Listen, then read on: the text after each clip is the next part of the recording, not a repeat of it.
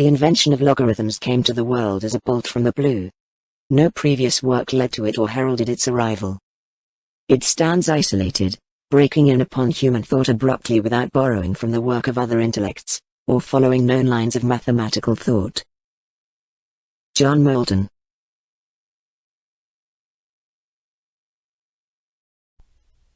Olá!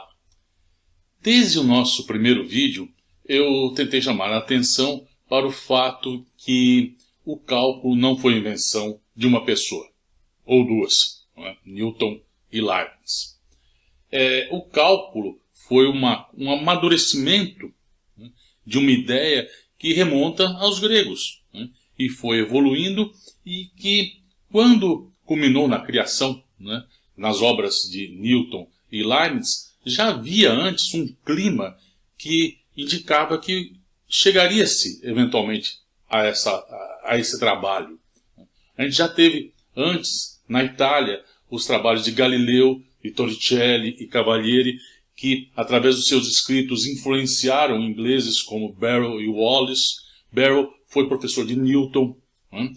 Um pouco antes, cerca de 50 anos antes da publicação do Principia de Newton, Fermat publicou sua obra com seus estudos sobre máximos e mínimos, onde já está ali a ideia, né, da derivada associada com uma reta tangente, né, como você calcular retas tangentes.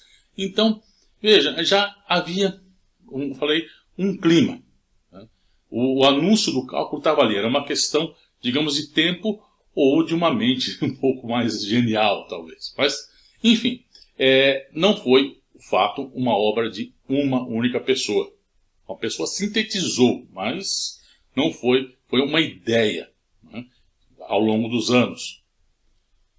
Pois bem, cerca de 73 anos antes da publicação do Principia, portanto em 1614, John Napier publicou o seu trabalho sobre logaritmos.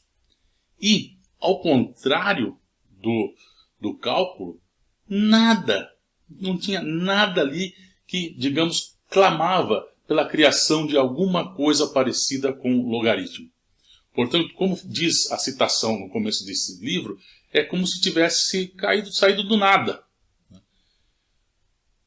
E, de fato, foi, a princípio, isso que aconteceu.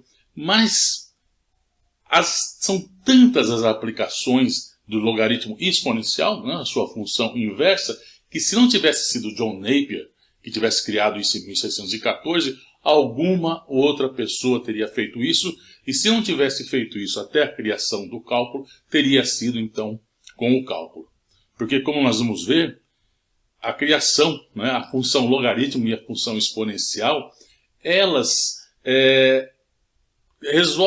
nós temos algumas pontas soltas no que nós fizemos até agora neste curso.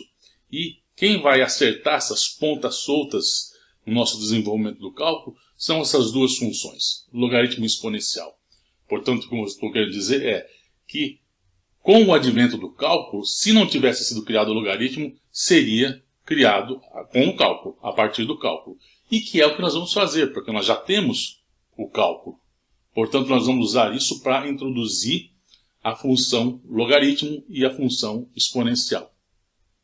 Você pode estar pensando, bom, então, mas ninguém antes pensou em nada parecido com o logaritmo? Na verdade, não é bem assim. Teve uma pessoa assim. Eu vou manter um suspense, vou falar quem é mais para frente, tá? Porque eu quero, antes disso, falar quais são as pontas soltas que a gente tem, que essas duas funções vão resolver. Tenta pensar quem deve ser a pessoa que pensou antes em alguma coisa muito parecida com logaritmo. Na verdade, dá para se dizer que usou o logaritmo sem falar, sem ter isso em mente, sem desenvolver a teoria dos logaritmos. Mas eu volto a isso daqui a pouco. Vamos ver quais são as duas pontas soltas que a gente tem e recordar o que a gente viu até agora. Pois bem, nós temos aqui dois resultados importantíssimos que a gente viu até agora. Tá?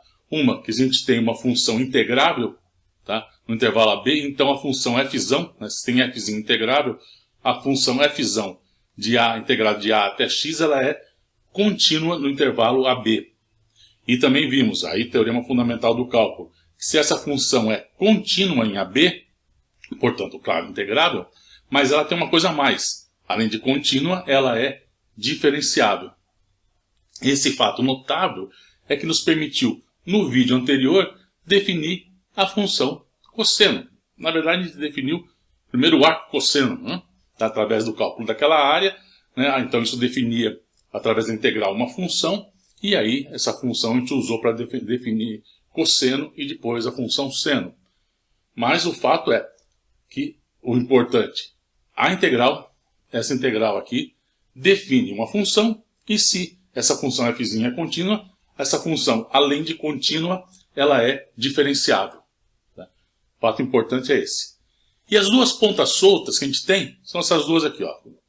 Vejam, nós sabemos, se nós temos uma função f de x que é x elevado a 1a, né, a derivada dessa função, a, né, vamos dizer, cai o a, fica a menos 1 no expoente, né, e se você tem, portanto, agora a operação inversa, cálculo da primitiva, né, se você tem uma função f de x que é x elevado a n, tá, a primitiva dessa função é x elevado a n mais 1 dividido por n mais 1, mais a tal constante arbitrária. Tá? Mas como eu coloquei aqui, o que a gente viu no cálculo dessa derivada, primeiro nós fizemos isso com inteiros positivos. A gente provou que essa expressão valia para inteiros positivos. Depois nós provamos que valia para inteiros negativos. E depois, já sabendo usar a regra da cadeia, nós provamos que valia para qualquer racional. Tá? Mas veja, e se A for real? Nós não mostramos isso ainda. Tá? E na expressão abaixo, para a primitiva, vejam, aqui está n diferente de menos 1. E de fato tem que ser, porque olha aqui o denominador, n mais 1. Né? O primeiro mandamento da matemática é não dividirás por zero. Então eu não posso dividir ali. Então n tem que ser diferente de menos 1. Então nós ficamos com uma situação. Bom, primeiro, essa expressão vale para real também. Tá? E aqui no caso, quem é a primitiva de x a n quando n é igual a menos 1? Tá? Tem essas duas coisas ainda que faltam resolver, nós não resolvemos e ficamos quietos a respeito disso. Agora nós vamos resolver. Tá? Nós vamos resolver esse problema agora. Bom, pois bem, como que nós vamos colocar, né, como eu falei, a função logaritmo e a função exponencial vão resolver isso, mas como que nós vamos definir essas funções?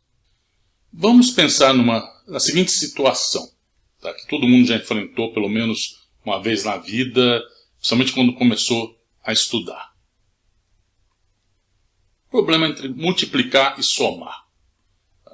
Multiplicar é uma coisa que, bom, não vou dizer que cansa, né, mas é uma coisa muito mais trabalhosa do que somar.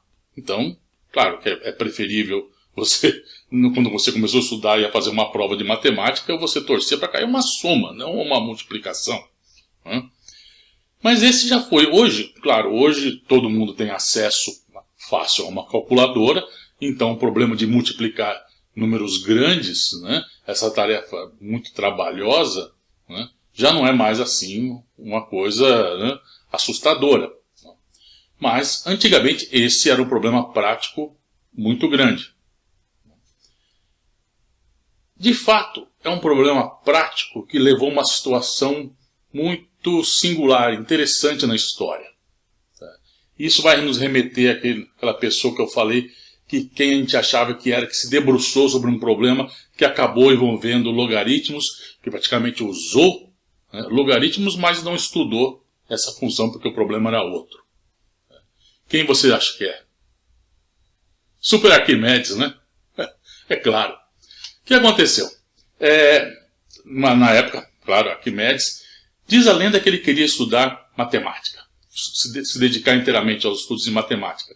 Mas o rei de Siracusa, o trabalho do Arquimedes era muito importante para os trabalhos de engenharia, os trabalhos militares, armas que ele pensava, enfim, os trabalhos dele em física. Então, a contribuição, né, do Arquimedes era fundamental para o reino, mas ele queria estudar matemática, né, os problemas matemáticos. E aí, reza a lenda que quando ele expressou esse desejo para o rei de Siracusa, ele falou: tudo bem, só que antes eu quero que você me resolva um problema. Eu quero que você conte quantos grãos de areia seriam necessários para preencher todo o universo. Bom, quando o rei falou isso, claramente ele pensou: bom, ele vai ter que pensar nisso para o resto da vida, né? Então ele vai continuar o resto da vida aqui trabalhando para mim. Eu não preciso falar: não, ok, já agradeço os seus serviços, pode estudar matemática. Bom, Arquimedes foi pensar no problema, né? Tá? E aí, foi aí que ele chegou numa coisa que é praticamente já logaritmo exponencial. Na verdade, ele até prova e usa isso, a lei das somas dos expoentes nas bases, né? Um 10 elevado a A multiplicado por 10 elevado a B é 10 elevado a A mais B. Né? E por que Arquimedes precisou disso? Bom, o problema dele era isso: contar grãos de areia. Tá? Tanto que o livro que ele acabou escrevendo chama-se O Contador de Areias, de grãos de areia. Né? O Contador de Areias. E qual era o problema? Bom, primeiro, você tem que ter a quantidade de grãos de areia. Todo mundo imagina que vai ser uma coisa absurdamente grande. Né? O universo conhecido, claro, ele tentou estimar o número de grãos de areia para encher o universo dentro do que era conhecido, tido como universo na época, né, do modelo de universo dele. Só que tinha uma limitação, né, o número. O maior número conhecido na época, isso aí que eles tinham para lidar, era chamada miríade. Uma miríade é o que hoje equivale a 10 mil. Né? Hoje seria 10 mil. Então, como que ele iria fazer para contar coisas maiores do que 10 mil? E foi aí que ele fez uma relação muito parecida que a gente tem relacionando como se fosse uma PA com uma PG, né? E com isso conseguiu estabelecer uma coisa, né, muito parecida, né? Praticamente, como eu falei, se ele talvez tivesse dedicado a estudar a função matemática, ele chegaria no logaritmo e na função exponencial, porque ele já estava praticamente trabalhando com isso. Né? Mas então, ele usou isso para tentar calcular então estimar o número de grãos de areia do universo. O contador de areias é provavelmente aquilo que a gente pode ter como sendo o primeiro artigo científico, vamos assim dizer, da história. Pois bem, mas então, agora voltamos aqui ao problema do Homer. Tá? É a questão então de multiplicar, né, pegar números muito grandes, né, no caso dos grãos de areia, e tentar trazê-los para uma coisa mais palpável, que você possa manipular mais facilmente. Né? Pois bem, então como que a gente poderia fazer isso? Aqui. Uma ideia simples. Tá? Tentar transformar multiplicações em somas. Tá? E como que a gente pode fazer isso? Usando funções. Que a função que ela faz? Vai num conjunto, leva no outro. Pega um número, me leva no outro. E aí, como está aí colocado pela Lisa? Será que é possível pegar e construir funções f e g, tais que, veja, o que a f está fazendo? A f pega uma soma, está somando x com y, e o resultado é o produto do resultado desses dois números. Então, o que a f está fazendo? Eu tenho x e y. Pego, somo os dois. Aí a função me leva num outro número. Tá? A gente quer saber o seguinte: será que tem uma função tal que faça o seguinte? Se esse resultado, né, quando ele soma os dois números e me leva num outro, se ele não pode ser o mesmo que, pegando esses dois números que eu estou somando, a f me leva o x num, o y em um outro, e aí multiplica os dois. O resultado é o mesmo que quando ele aplica na soma. Será que tem uma função desse jeito? E, bom, essa aí, o que essa função está fazendo? Ela está pegando uma soma e levando em um produto. Eu também quero, então, a função que faz a coisa contrária. Né? Essa aqui, então, ela está pegando dois números que eu estou denotando por xi e eta. Né? Então, essa função g, quando age em xi e eta, o resultado é o mesmo que eu tenho se eu tivesse pegado a função g e fazendo ela tomar aqui o valor em si e somar com o resultado do g em eta. Então essas duas funções fazem isso. Então a f pega uma soma e leva numa multiplicação. E a g está pegando uma multiplicação e levando numa soma. Então, se eu consigo encontrar essas funções fazendo isso, meu problema está resolvido, né? Eu consigo transformar a multiplicação numa soma, então eu pego aquele problema que envolve números muito grandes, que vai ser o resultado de multiplicações, né? Eu consigo transformá-lo numa soma, né? Faço minha soma, é muito mais fácil somar, e depois eu pego a função g e volto.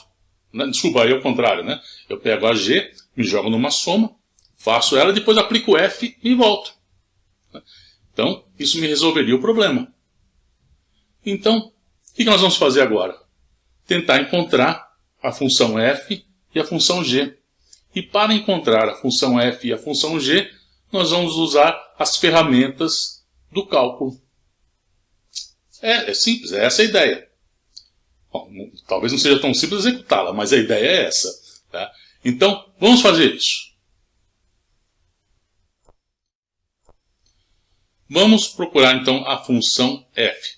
Bom, essa é a exigência que a gente está colocando para f. f, agindo numa soma, me leva a uma multiplicação.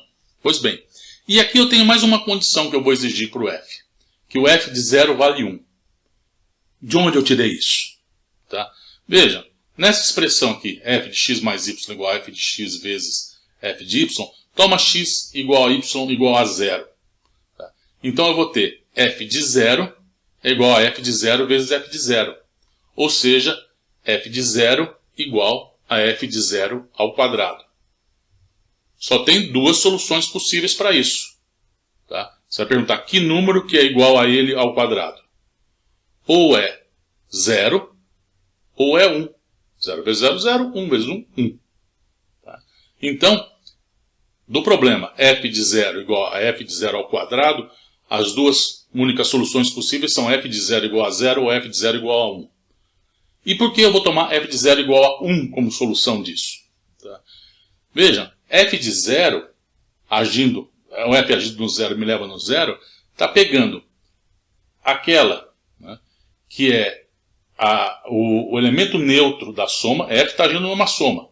Veja, f pega numa soma e o resultado vai agir em multiplicações, vamos assim pensar. Né? Então, o 0 é o elemento neutro da adição. Quem é o elemento neutro da multiplicação? É o 1. Então, ao falar, se eu tento pensar numa função f tal que f de 0 é igual a 0, eu estou levando o elemento neutro da adição dele próprio. Tá? E aí, veja o problema que eu vou ter. Se eu colocar aqui, ó, f de x, aqui eu pego y igual a 0. Tá? Então, f de x igual a f de x vezes f de 0. Tá? E aí, então, se eu tomo a solução f de 0 igual a 0, isso sempre vai dar 0. Então, não vai me levar a nada isso. Então, a solução tem que ser f de 0 igual a 1. Eu estou levando, então, o elemento neutro da adição no elemento neutro da multiplicação. Tá? E aí sim, aqui eu coloco 0, y igual a 0, então x mais 0 dá o x, então não mudo nada. E aqui vem o neutro da multiplicação, o f de 0 dá 1, porque aí fica f de x vezes 1. E aí fica coerente essa expressão. Tá? Pois bem, então essas são as condições que eu vou exigir para a função f. E para tentar achar a função f, eu vou primeiro me perguntar o seguinte. Quem seria a derivada desta função f? Tá? Bom, para saber isso, vamos calcular a derivada da f. Definição da derivada. f', né, de x. Limite para h indo para 0 do f de x mais h menos f de x sobre h.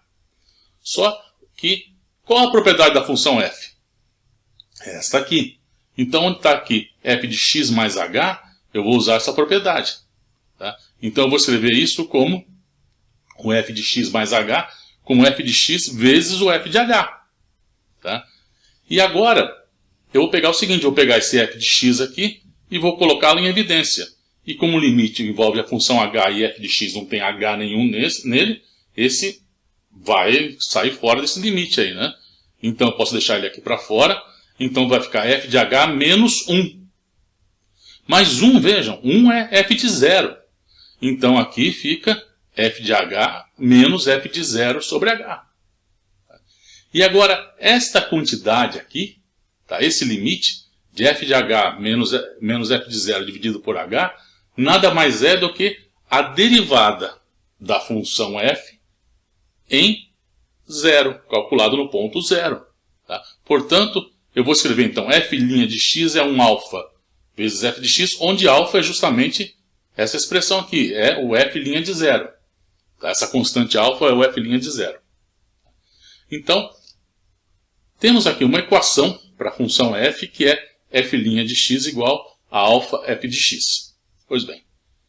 Agora, vamos ver o que é possível descobrir em relação à função g. Vamos para a função g.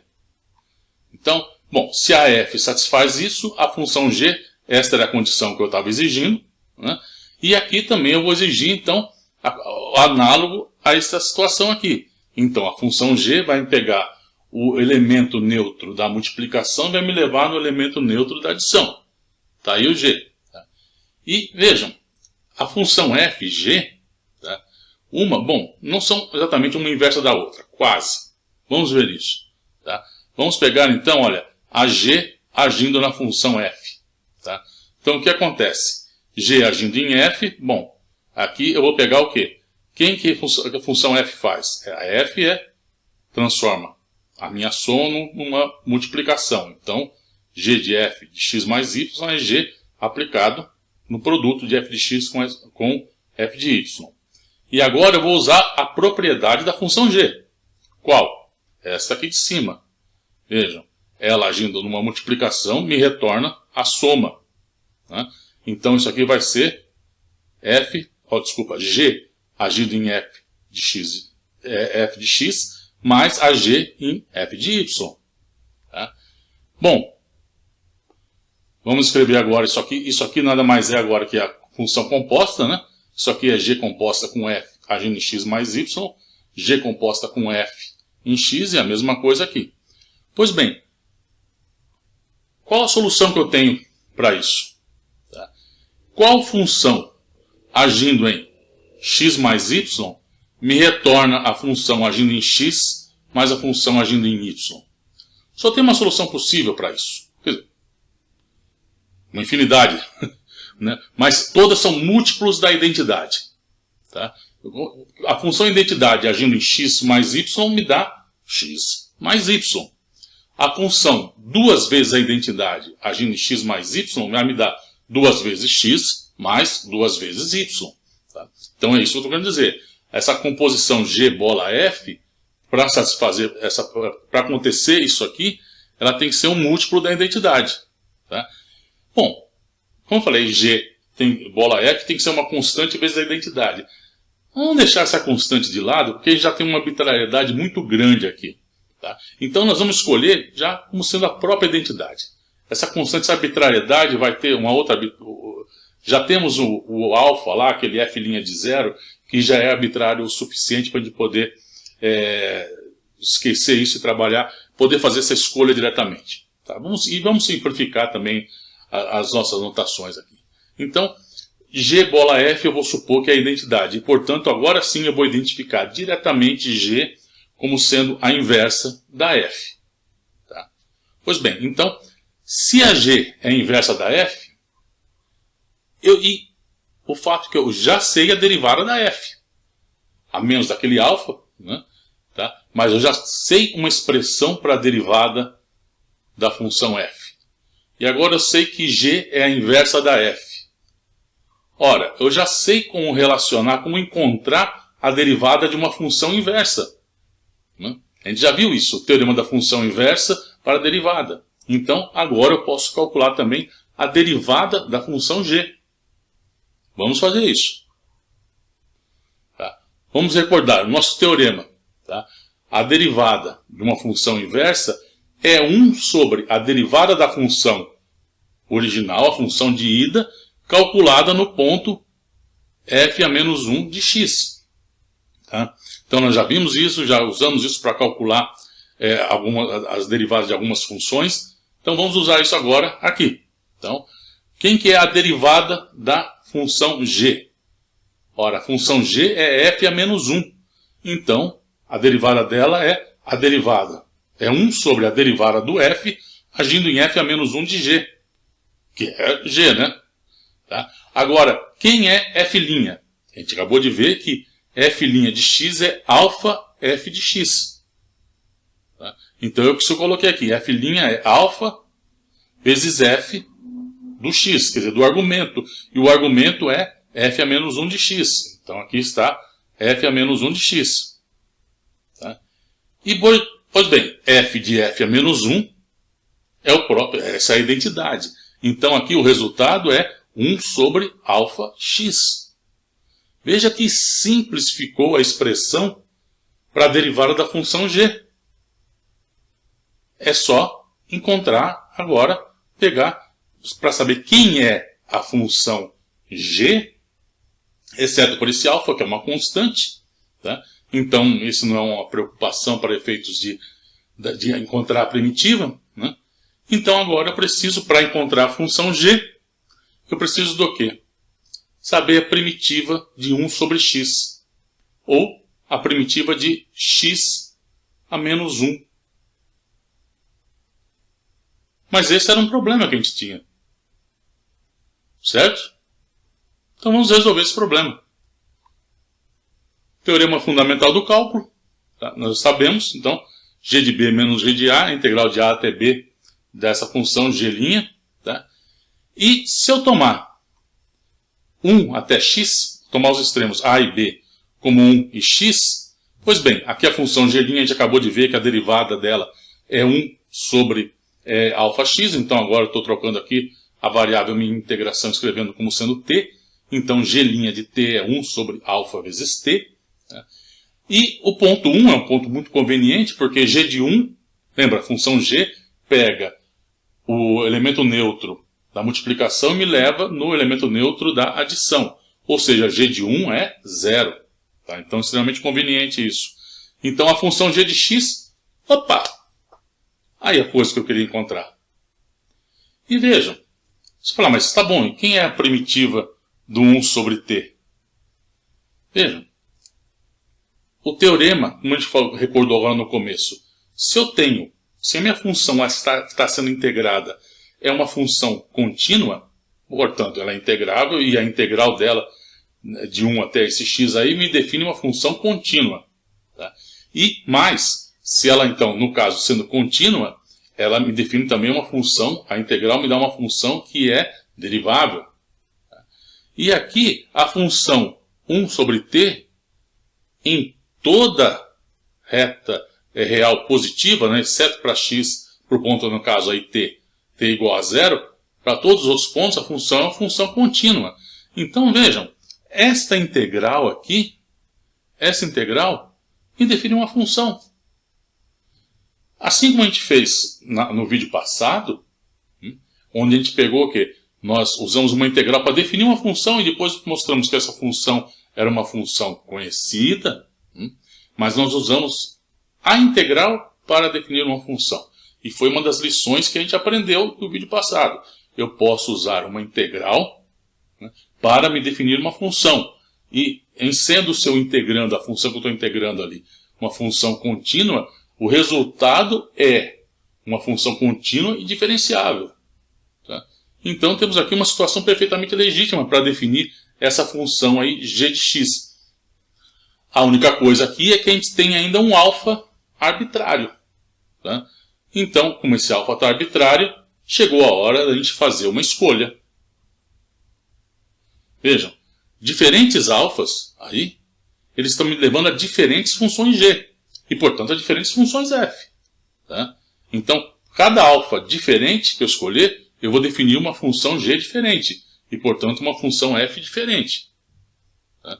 Então, quer dizer, claro que eles vão estar relacionados, né? Diferentes escolhas de alfa, porque você vê a relação aí para a definição da função g, ela é relativamente simples. Né? Se alfa aparece uma constante aí multiplicando, então não vai ter muita dificuldade para a gente relacionar diferentes funções g e f que saem a partir de diferentes escolhas do alfa. Nós não vamos ter dificuldade para fazer isso. Tá? O que a gente tem que fazer agora é fazer uma escolha e definir a primeira função. Porque uma vez definida a primeira delas, tá, o resto vai sair naturalmente. E a primeira vai ser por uma escolha de um alfa. Olhando para essa expressão aqui, se você for escolher um alfa para definir essa primeira, a função mãe, vamos assim dizer, de todas as outras, desse tipo aí, que alfa você iria escolher?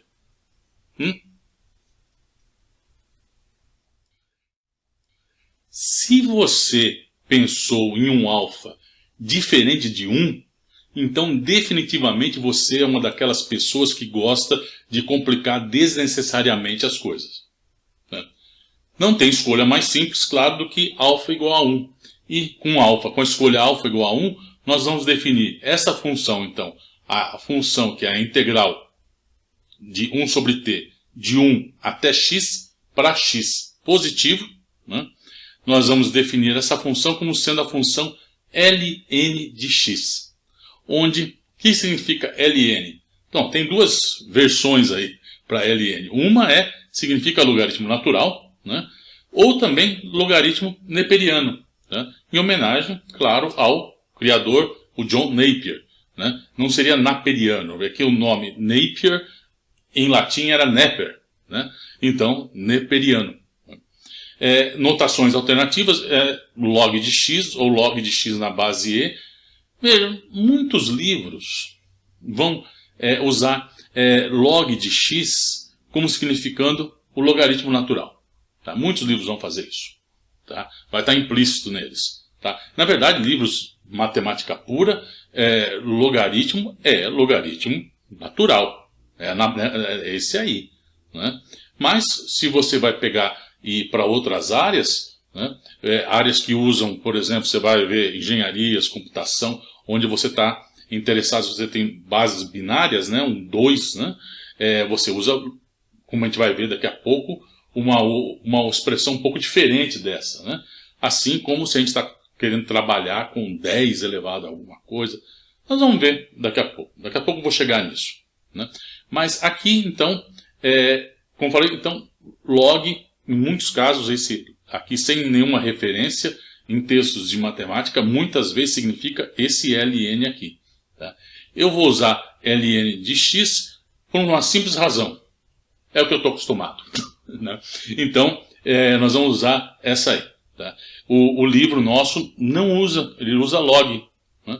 Usa log para expressar o logaritmo natural. Mas como eu falei, como eu estou acostumado, eu vou usar o ln, porque em algum momento, por causa do hábito, eu faria confusão se eu estivesse trocando notação. Então, segue. Né? Vamos seguir, então, com essa notação, que é, aliás, muito usual também. Tá? Pois bem, como que... bom, isso nos dá uma interpretação muito interessante para o logaritmo de um número. O que significa o logaritmo de um número? Logaritmo de 8. Tá? Você vai apertar o seu botão na sua calculadora, ln de 8, vai sair um número, e aí você vai falar, o que significa esse número? Esse número é uma área. Tá? Então, quando eu pego, integro, então, a gente já sabe, essa é a definição da integral. Né? Tá? A integral, então, a função 1 sobre t, essa é a função. Nós definimos a função ln como sendo uma integral de 1 até x. Portanto, se x for maior do que 1, tá, o resultado da minha integral é a área entre esta curva e o eixo x. No caso aqui, desculpe, no caso aqui o eixo t. Né? E isso calculado de 1 até o x. Portanto, ln de x é esta área aqui. Tá? Então, aquele númerozinho que a calculadora aqui retorna é a área entre esta curva e esse eixo, o eixo horizontal aqui. Até esse ponto, de 1 até esse ponto. E o gráfico da função ln não é muito difícil de imaginar. Porque, vejam, quando x for maior do que 1, claro, isso é uma área, então isso é um número positivo. Se x for menor do que 1, então se o x estiver aqui, então vai ficar a integral de 1 até x. A integral de 1 até x, como x é menor do que 1, Isso é menos a integral de x até 1. A integral de 1 até x é menos a integral de x até 1. A integral de x até 1, esta sim, é uma área, se o x estiver aqui, vai ser essa área, né? E aí sim, esta é positiva. Mas então, como tem um menos na frente, então o resultado é um número negativo. Portanto, a integral de 1 até x, sempre que x for menor do que 1, é um número negativo. Então, o gráfico da função ln para x menor do que 1 tem que assumir valores negativos. Para 1, ele tem que ser 0 e depois ele é positivo. E vejam, qual que é a derivada da função ln? Bom, ela foi construída para isso, a derivada é 1 sobre x. Isso significa então que, bom, 1 sobre x para x positivo é sempre positivo. Então a minha função ela é sempre crescente. 1 sobre x, que é a derivada do ln de x, é sempre positivo. Então ela é sempre crescente. Mas veja, à medida que eu aumento x, como o x está no denominador, 1 sobre x, esta razão vai diminuindo. De modo que, quando o x é cada vez maior, x está indo lá para, digamos lá, o infinito, o que vai acontecer? 1 sobre x tende a 0. Então, à medida que cresce o gráfico do logaritmo, ele vai tendendo a um comportamento, como se fosse uma coisa com inclinação 0. Ao passo que quando o x tende a 0, ele tende a infinito e, portanto, a inclinação corresponderia a π sobre 2. Então, bom, fazendo isso é fácil imaginar, então, que o gráfico é isso aqui. Como eu falei, ele tende aqui, ó, quando ele vai indo para crescendo, a um comportamento como se fosse uma reta aqui horizontal, porque 1 sobre x, x está indo para infinito. Aqui parte negativa, maior que 1 positivo, sempre crescendo, mas a taxa de crescimento sempre diminuindo. Então ele cresce muito rapidamente, mas depois ele vai diminuindo à medida que x vai crescendo. Pois bem, podemos usar também essa definição que a gente deu para provar algumas propriedades desta função agora. Assim como a gente fez no caso do cosseno e do seno no vídeo anterior. Nós obtivemos propriedades destas funções usando no cálculo. Usando, por exemplo, o fato que as funções seno e cosseno satisfaziam uma equação. Nós usamos isso para provar algumas propriedades daquelas funções. Vamos fazer o mesmo agora aqui. Vamos ver algumas propriedades desta função. Aqui temos, veja, vamos mostrar esses três resultados aí. Se temos então x e y números positivos, então o logaritmo do produto xy, o logaritmo de x mais o logaritmo de y, tinha que acontecer isso. Ele foi feito para isso, mas vamos fazer isso, vamos mostrar isso, vamos fazer agora como se a gente não soubesse. Depois que ln de x a alfa é um alfa ln de x, eu vou fazer isso, aqui a gente vai fazer para alfa inteiro, agora. Mas daqui a pouquinho nós vamos generalizar isso aí. De modo a esse alfa aí ser qualquer número real. É que a gente ainda tem esse problema do x a alfa aqui. O que ele significa? Isso aí, daqui a pouquinho a gente vai resolver. E depois, essa outra ln de x sobre y é o ln de x menos ln de y. Que no fundo é essa mesma relação aqui, só escrita de uma outra forma. Bom, para provar então a primeira expressão, vamos fazer como a gente fez no vídeo anterior, quando eu queria encontrar uma expressão para cosseno de x mais y. Aí eu falei, vamos escolher um y e mantê-lo fixado. E vamos então aí trabalhar com essa expressão.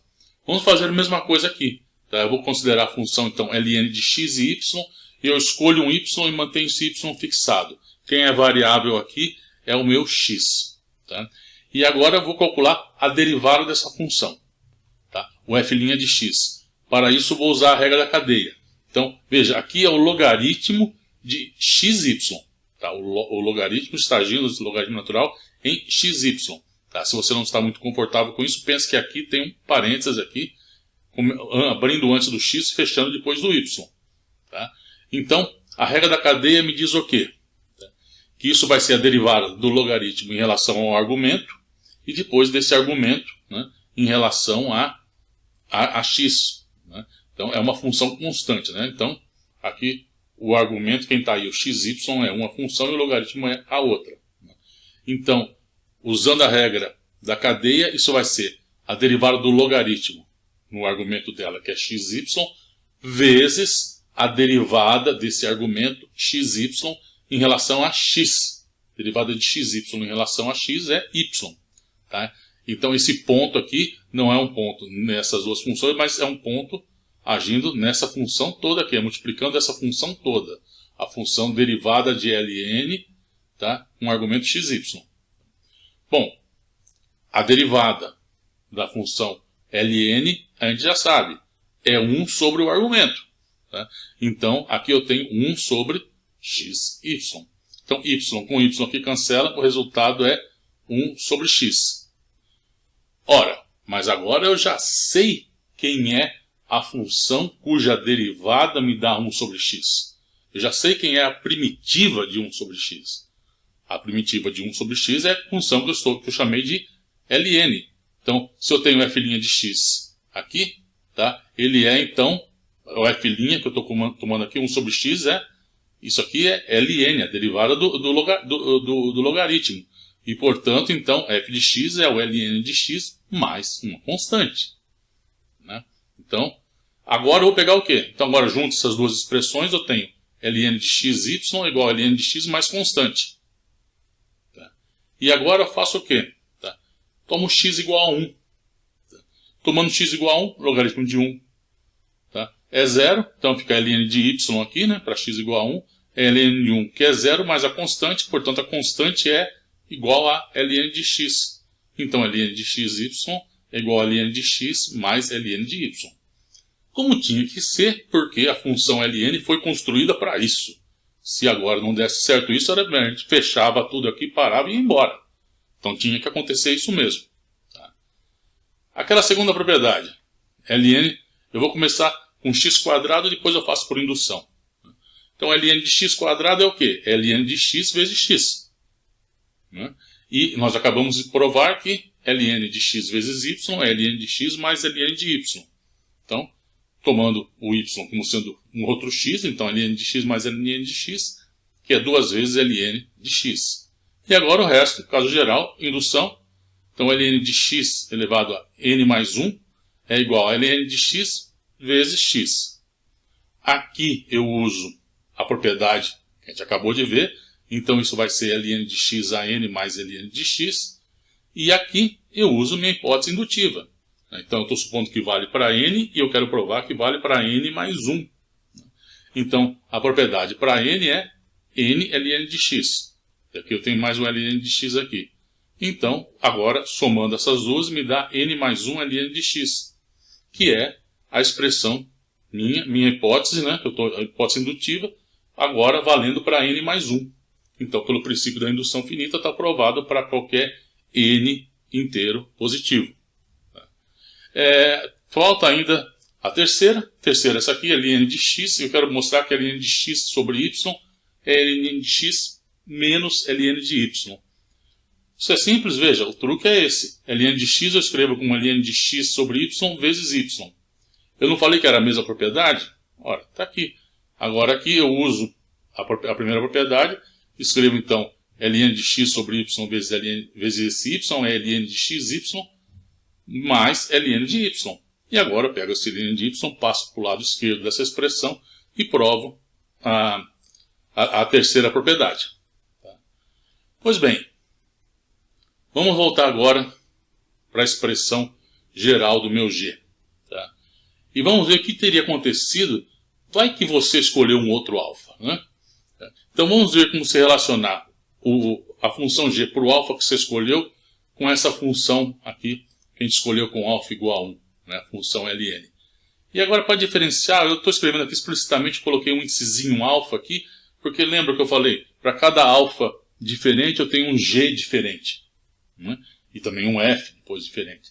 Então, para deixar isso claro, vamos colocar esse índicezinho aqui, esse índice alfa, né, para diferenciar essas funções.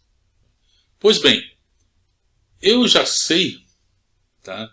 Bom, a minha função ln já está definida. Essa aqui é a função ln de x. Tá? Então, nós vamos fazer o seguinte agora. Tá? Então, esse é 1 sobre alfa ln de x. Eu vou escrever alfa como ln do a, como ln de algum a. Tá? Esse alfa que eu tenho aí, que você escolheu, eu vou defini-lo como sendo o ln de algum número. Como eu vou achar esse número? É só eu achar lá, ver que cuja área embaixo da minha figura me dá o alfa que você está escolhendo. Tá? Então, quando eu escrever isso, esse alfa com um ln de a, e aí, portanto, veja essa relação aqui, ó, vai ficar ln de x sobre ln de a, está me dando essa função que eu estava escrevendo como g de alfa. Tá? Agora, quando eu passo a escrever em termos de a, no lugar de alfa, esta aqui é que eu vou definir como a minha função logaritmo na base a. A base a aqui. Então, ln de x sobre ln de a, ln já está definido, hein? Ln não é mais um problema para a gente já sabe quem é ln de x, perfeitamente definido através do nosso integral, e sabendo isso, por o valor de a, eu também já sei quem é ln de a.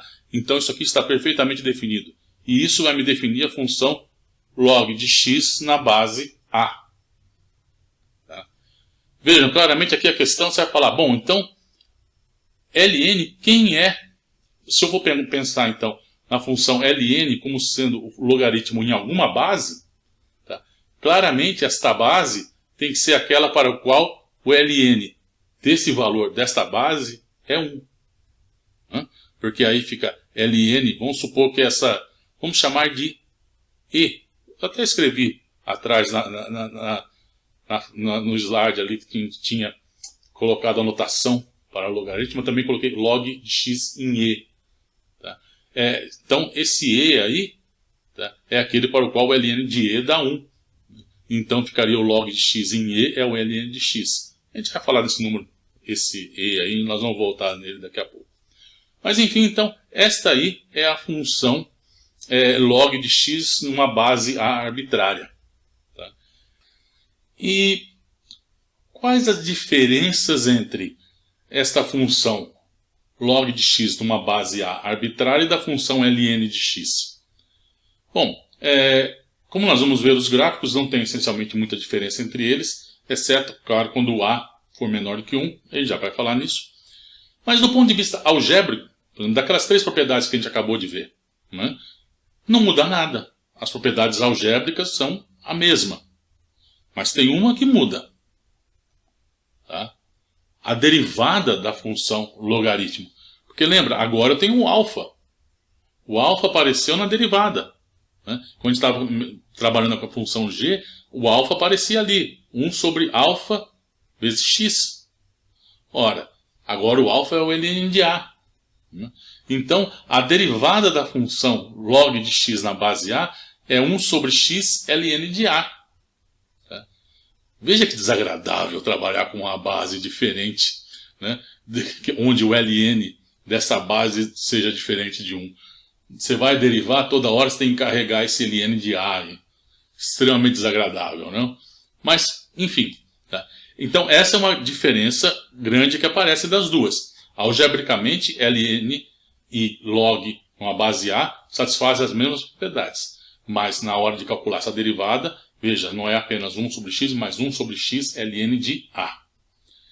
E, como eu falei, os gráficos são basicamente a mesma coisa. Tá? A gente tem que levar em conta aqui, na verdade, o que vai mudar aqui é o ln de a. Então, se o a for maior do que 1, tá? Maior que 1, quer dizer, isso vai ser positivo. Se for menor do que 1, tá? Isso é negativo. Então, essa diferença tem aí. Né?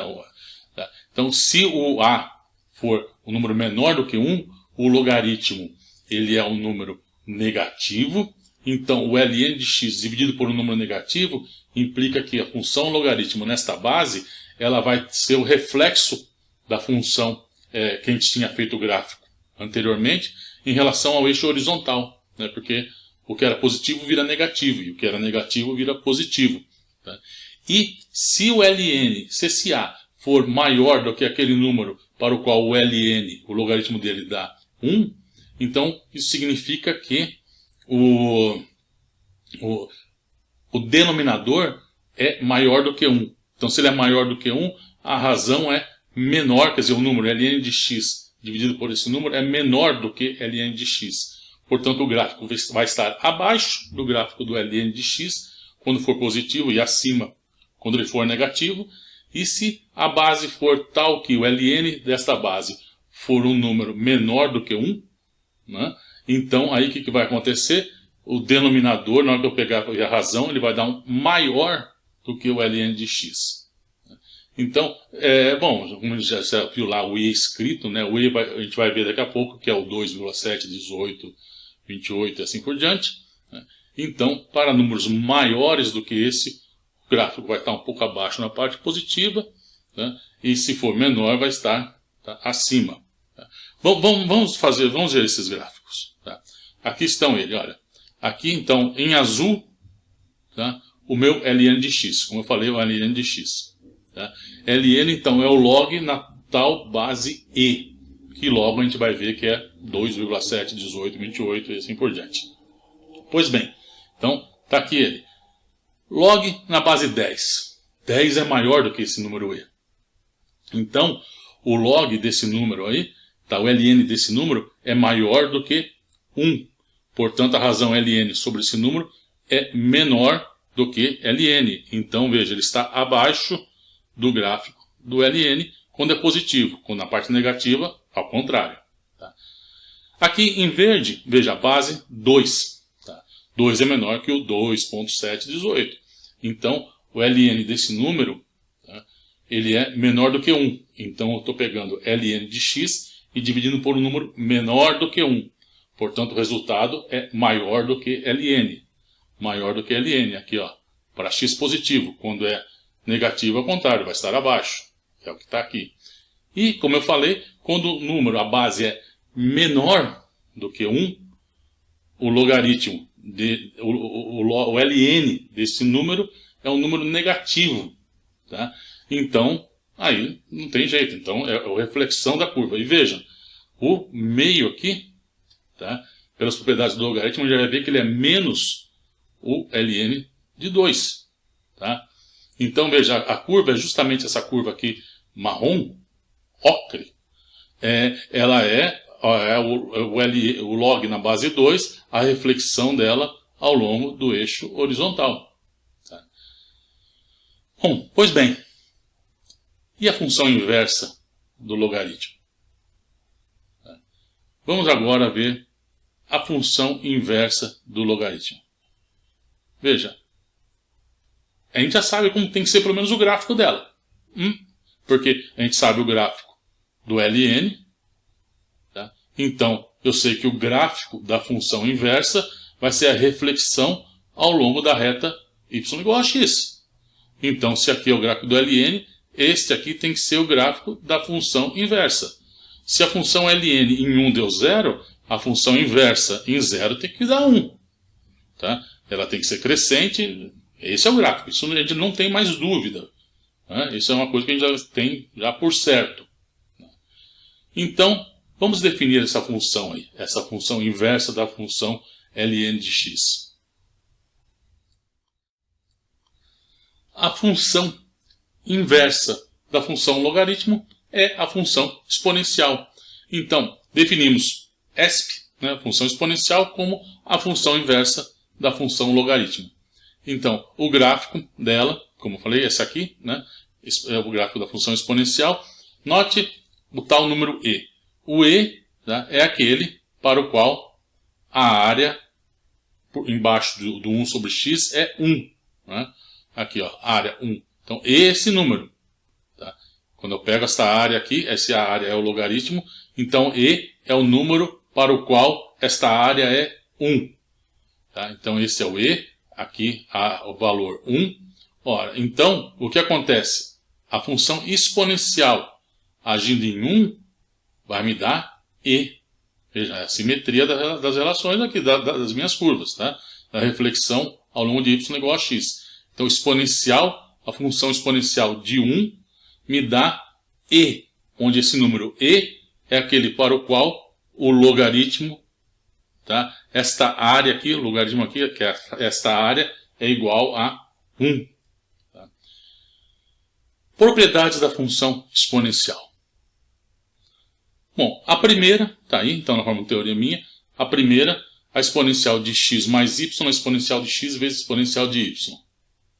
Bom, tinha que ser, ela foi construída para isso, né? Então basta uma verificação aqui. Tá? Que se não acontecer isso, como falei, vamos fechar as portas e ir embora. Tá? Então essa tinha que acontecer, isso é óbvio. Tá?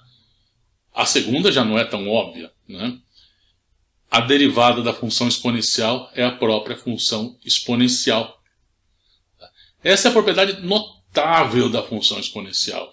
E isso faz com que ela seja muito, muito, muito importante. Tá? Vejam, ela é a única função para o qual a derivada dela dá ela própria. Tá? Não tem outra função. Tá? Então, a derivada da função exponencial é a própria exponencial.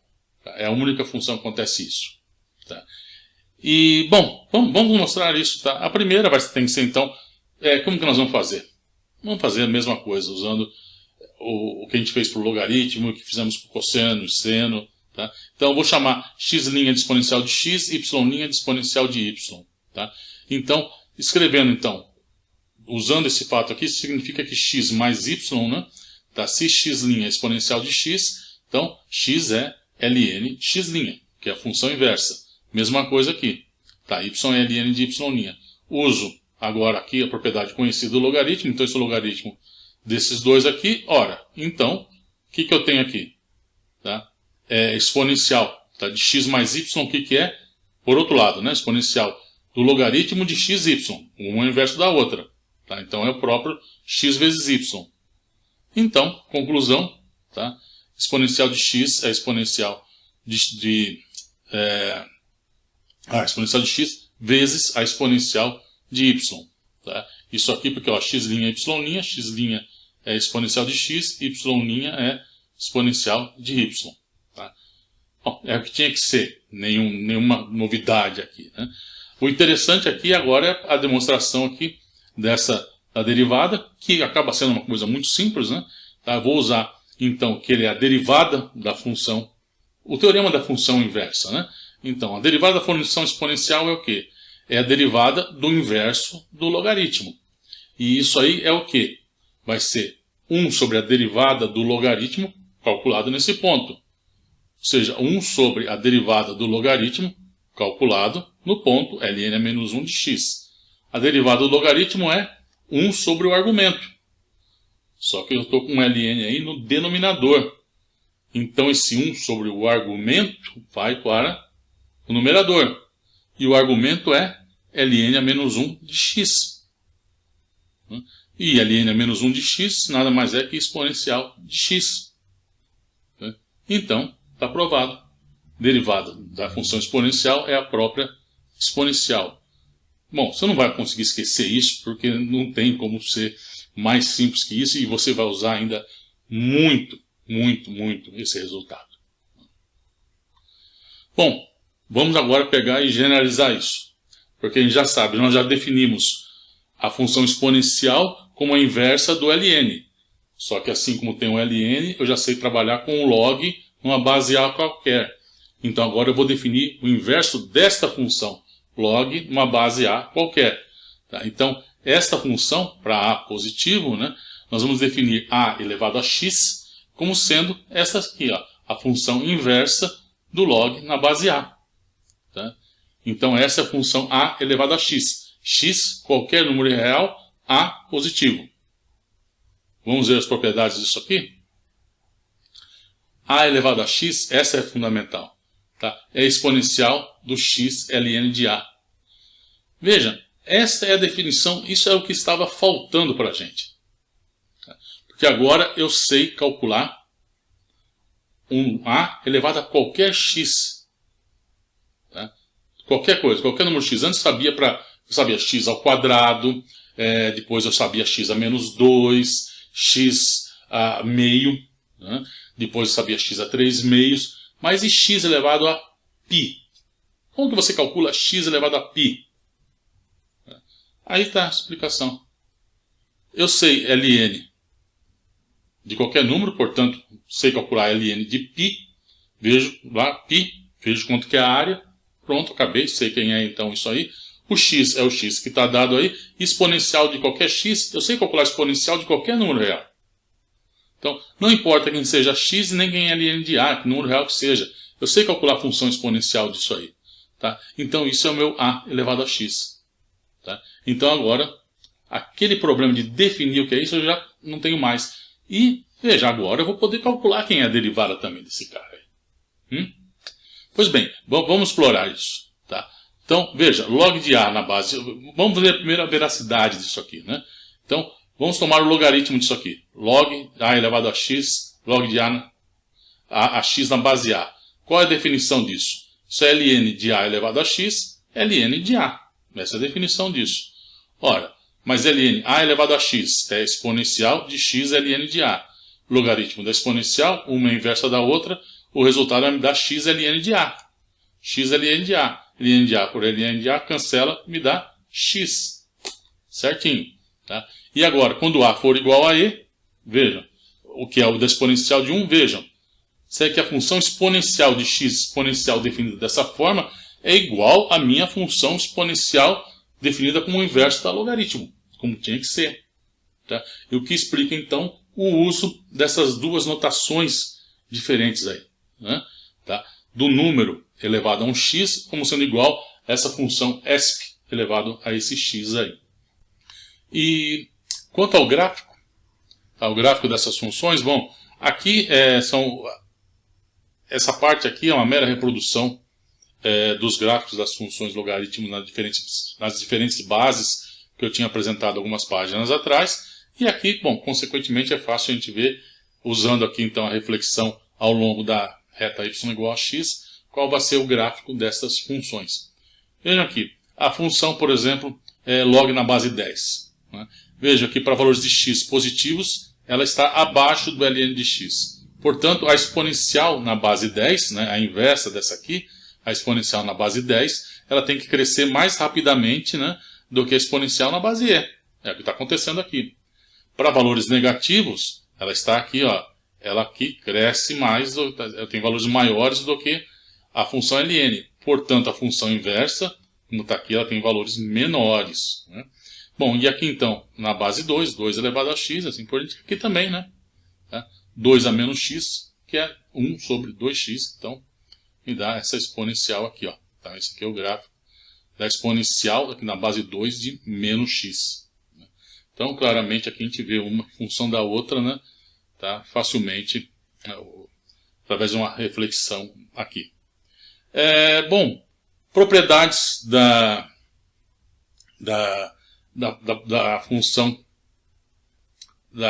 função exponencial numa base qualquer. Então, tem essas três propriedades aqui, ó. Tá? Então, vamos lá provar essas, tudo muito fácil. Bom, muito fácil agora, que a gente já sabe como, das definição, já tem a definição que a gente tem. Então, a elevado a x mais y, quanto que é? A elevado a x mais y, definição. Exponencial de x mais y, ln de a. Tá? Então, isso é exponencial de x, ln de a, mais y, ln de a. Tá? Então, agora eu pego, já sei a propriedade exponencial, é produto de uma vezes o produto da outra. Né? E agora, cada uma dessas aqui é a elevado a x e aqui é a elevado a y. Tá? Novamente, a definição delas. Então, como eu falei, é consequência direta e simples da definição. Essa segunda é a mesma coisa, a elevado a x, depois elevado a y. Isso é exponencial de um y ln de a elevado a x. E agora aqui eu uso de novo agora a definição do a elevado a x. Então, a elevado a x é exponencial de x ln de a. Ora, logaritmo da exponencial, uma inversa da outra. Então, isso é e a y x ln de a. Tá aqui. E agora eu volto para a definição. Tá? Então, isso aqui é a elevado a y vezes x, que por sua vez é x vezes y. Tá? E finalmente aqui, essa definição aqui na base qualquer, tá? Isso aqui segue diretamente. Tá? Então, é simples, você pode pensar aqui no uso da regra da cadeia, por exemplo. Né? Tá? Então, a derivada da exponencial de x ln de a é a derivada da exponencial em relação ao argumento, mas a derivada da exponencial é a própria exponencial. Então está aqui, exponencial de x ln de a. E depois eu vou derivar o argumento em relação a x. O argumento é x ln de a, derivada disso em relação a x é só o ln de a. Então, exponencial de x ln de a, aqui o ln de a. Então, vejam, aqui uma base qualquer tem esse inconveniente do ln de a e, bom, por isso, como eu falei, é muito melhor a gente trabalhar com a base e.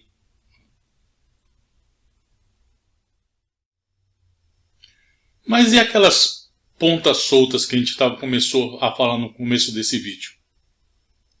Elas já estão resolvidas, não temos mais pontas soltas aqui. Tá? Primeiro, a primitiva do 1 sobre x. Bom, essa a gente agora já sabe. É ln de x mais a constante. Né? E a derivada de x elevado a alfa, para um alfa real qualquer. Bom, como que eu calculo isso? Quem é x elevado a alfa? A definição exponencial do alfa ln de x. Tá? Então, aqui o alfa real, qualquer um. Então, ln de x, qualquer x positivo, sei calcular. É exponencial do alfa vezes esse número, sei calcular. Derivada disso aí. Ora, a derivada disso, da função exponencial, vou ver então, uma função composta, é a composta de alfa ln de x com a exponencial. Então, a derivada é derivada da exponencial em relação ao argumento.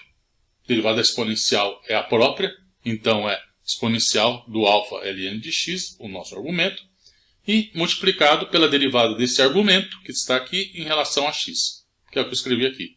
Alfa ln de x, derivada disso aí. Tá? Agora, isso aqui, né, exponencial de alfa ln de x, é o próprio x elevado a alfa. E aqui, alfa é uma constante, então a derivada disso é só a derivada do ln de x. A derivada do ln de x é 1 sobre x. Portanto, isso é alfa sobre x. Ora, quanto que é esse produto?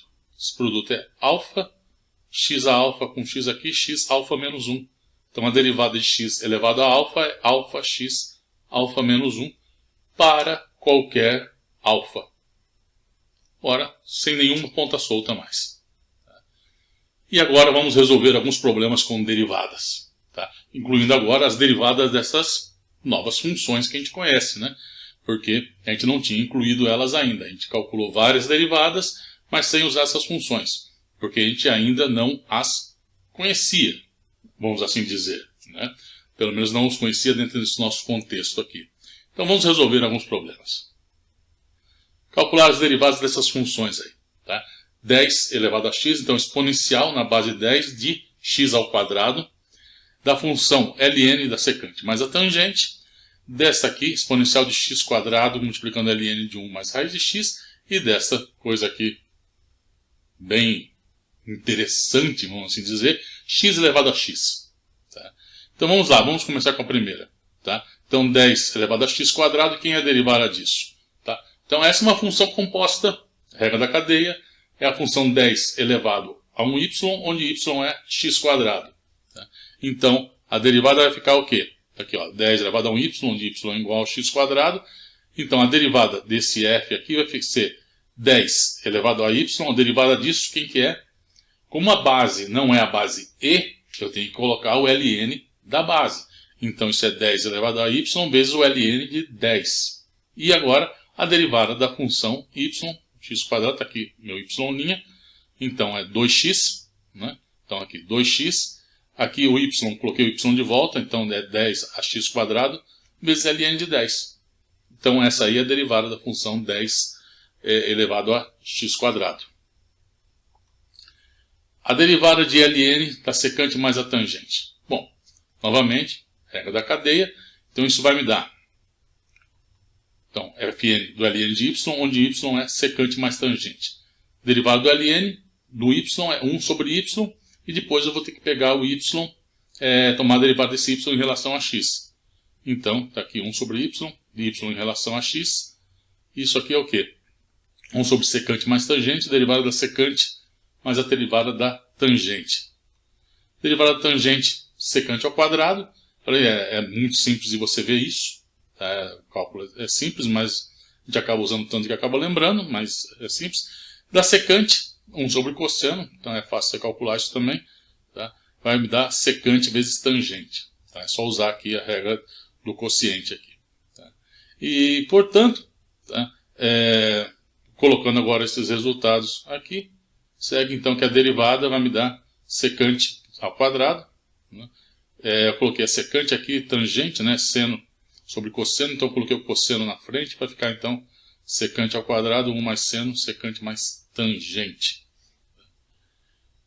Terceiro caso, tá? Essa derivada aqui, a exponencial de x quadrado é de 1 mais x. Então agora eu vou usar a regra, primeiro eu uso a regra do produto. Né? Então eu vou expressar então a derivada dessa função com o produto dessas duas, da exponencial de x quadrado com o ln de 1 mais raiz de x. E depois para cada uma dessas duas, tá? Eu uso a regra da cadeia. Então, primeiro, usando a regra do produto, eu tenho a derivada da primeira função vezes a segunda, mais a primeira função, a derivada da segunda. E agora eu uso para cada uma dessas aqui a regra da cadeia. Então, exponencial de x quadrado vai ser a derivada da exponencial em relação ao argumento, mas a derivada da exponencial é a própria, então está aqui a exponencial do meu argumento, e depois o argumento em relação a x, que é esse x2' aqui. Bom, a derivada do x quadrado é simples, 2x exponencial de x quadrado. E aqui, essa derivada desse logaritmo aqui, então, mesma coisa. Tá? Então, usando a regra da cadeia, logaritmo de um argumento, né? Aqui, então vai ficar 1 sobre esse argumento, e depois a derivada do argumento em relação a x. Então, 1 sobre isso aqui, e isso, derivada disso aqui.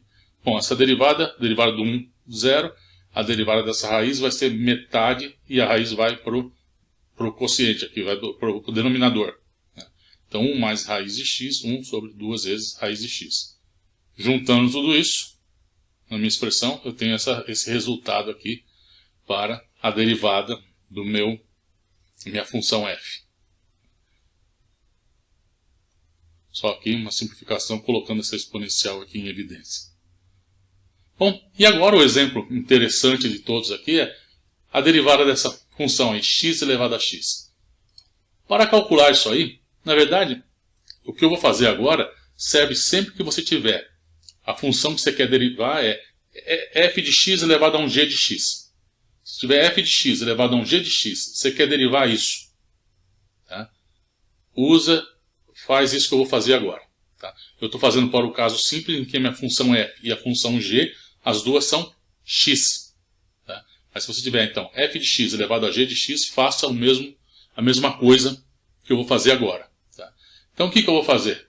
Eu vou calcular a derivada não da função f de x, mas como eu já conheço o logaritmo, eu vou tomar a derivada da função logaritmo do f de x.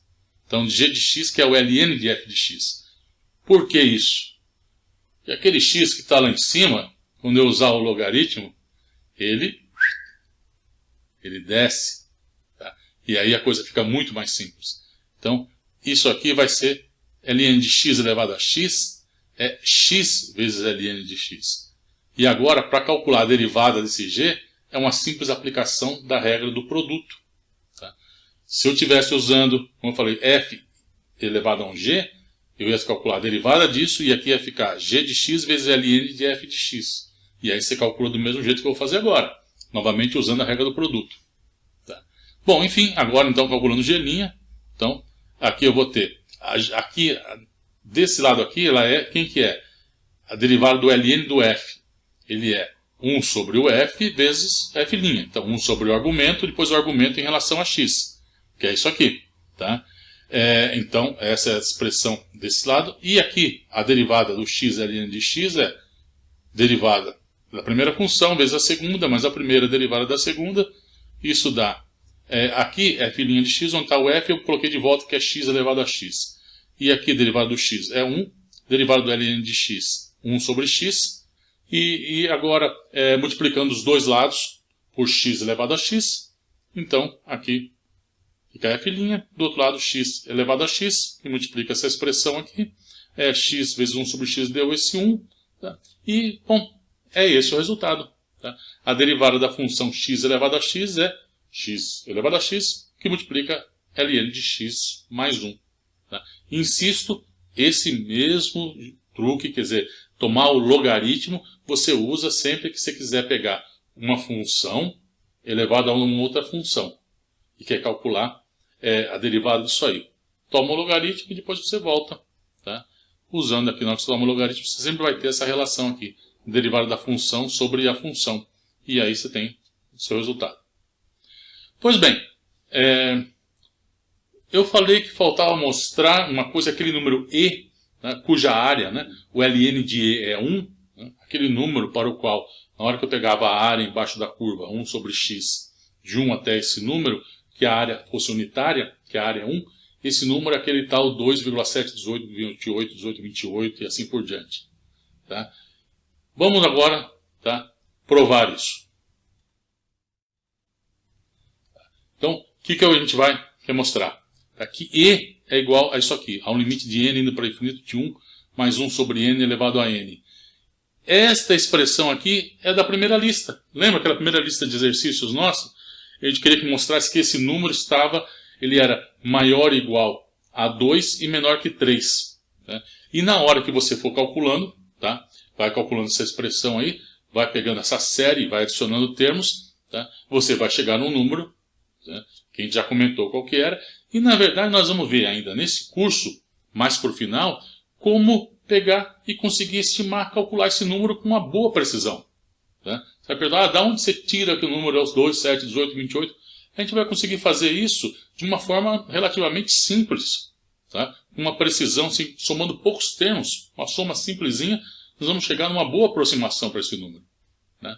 Então, mas agora é o ponto de mostrar que E, esse lado esquerdo aqui, ó, esse lado esquerdo é a quantidade tal que o ln desse E é 1. Ou seja, esse cara do lado esquerdo é aquele cara que, quando eu vou pegar a minha área embaixo da curva, eu quero que essa área seja 1, eu falo até onde eu tenho que ir a minha integração. Tá? Esse número aí, que vai me dar a área unitária, é esse cara aqui. Do lado direito, é uma outra coisa. Tá? É uma soma, que a gente viu na nossa primeira lista, onde nós estávamos fazendo um treinamento aí, usando uma parte da estimativa, que fica entre 2 e 3, uma parte era o uso até do teorema binomial, né? Mas, enfim, é um exemplo do uso do teorema binomial, mas quando eu coloquei esse problema na lista, claro, era para fazer um pouco de treinamento de algumas desigualdades, então era uma parte que envolvia desigualdade, então a gente queria treinar a desigualdade, queria treinar o teorema binomial, mas claramente eu sabia que uma hora eu ia chegar nisso, então eu já queria deixar aquele resultado por causa da aula de hoje. Né? Então, agora nós vamos conectar as duas coisas. Tá? Então eu quero mostrar aqui, este cara que vem da integração em que a área é unitária é igual a esse limite aqui. Mas, e como que eu vou mostrar isso aí? Vamos tomar, o que eu sei desse E do lado esquerdo é que o logaritmo de E é 1. Então, a ideia mais simples é, vamos calcular o logaritmo de E e ver quanto que dá. O logaritmo de E é o logaritmo, então, desse limite aqui. Eu vou fazer o seguinte. Então, já está feito aí, né? O que eu fiz? No lugar de 1 sobre n, eu chamei 1 sobre n de h. E, portanto, quando n está indo para infinito, 1 sobre n para n indo para infinito, isso significa que 1 sobre n está indo para zero. Então, esse h, que eu estou definindo aqui como sendo 1 sobre n, h está indo para zero. Então, aqui 1 sobre n fica h. Então, onde está h aqui é 1 sobre... Desculpa, onde está n aqui em cima, fica 1 sobre h. Pois bem, então eu tenho isso. É o logaritmo desse limite. Logaritmo é uma função contínua. Tá? Como que eu sei que ela é contínua? Ela é a integral de uma função. Né? Se a função é integrável, o resultado, a função definida por essa integral, é uma função contínua. Então, logaritmo é uma função contínua. Então, o limite, né, nesse caso aqui, tá, eu posso passar o limite aqui, o logaritmo fica limite do logaritmo, tá, dessa função aqui. Tá. E aqui, agora aqui nesse caso aqui, eu vou usar a propriedade do logaritmo. Logaritmo de alguma coisa elevado a um alfa, é alfa logaritmo dessa coisa aí. Tá? Então, agora, essa coisa que está elevada é 1 sobre h. Então, limite de h indo para zero de 1 sobre h, ln de 1 mais h. Tá? E agora eu vou fazer o seguinte. Logaritmo de 1 é 0. Tá? Então, vamos escrever isso da seguinte forma. Esse h aqui, logaritmo de 1 mais h, eu subtraí 0 do que estava aqui. Tá? Isso aqui é 0, ln de 1 é 0. Então, o que sobra, ln de 1 mais h sobre h, é o que está aqui. Tá? Então, é o que eu tenho. Mas, ln de 1 mais h menos ln de 1 sobre h, isso aqui nada mais é do que a definição da derivada da função ln no ponto 1. Isso é ln, derivada da função logaritmo no ponto 1. E quanto é a derivada da função logaritmo no ponto 1? ln de x é 1 sobre x. 1 sobre x para x igual a 1 é 1. Portanto, ln de e é igual a 1. Extremamente simples a demonstração nossa. Mas ela relaciona duas coisas que a gente estava trabalhando de forma completamente uma independente da outra. O limite desta sequência aqui e aqui esse número e relacionado com a área debaixo do gráfico da função. O número para o qual a área era unitária. Tá?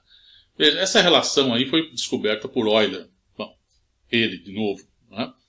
E esse e aqui, como eu falei, nós vamos fazer uma estimativa dele mais no fim do curso, mas é um número irracional. Tá? Ele é 2.7, 18, 28, 18, 28, assim por diante. Tá? Na verdade, nós vamos mostrar que ele é irracional. Uma demonstração simples e extremamente elegante. Tá? Então, nós vamos mostrar isso e nós vamos mostrar uma estimativa para ele, tá? Que eu vou chegar a ele que é 2,7, 18,2, alguma coisa com 4 casas depois da vírgula, sem muita conta, não. Tá? Não vai ser uma coisa difícil. Isso vai ficar mais para frente, assim como a demonstração de que ele é irracional. Tá? Bom, pessoal, esse vídeo vou parar por aqui e nos vemos no próximo. Até lá!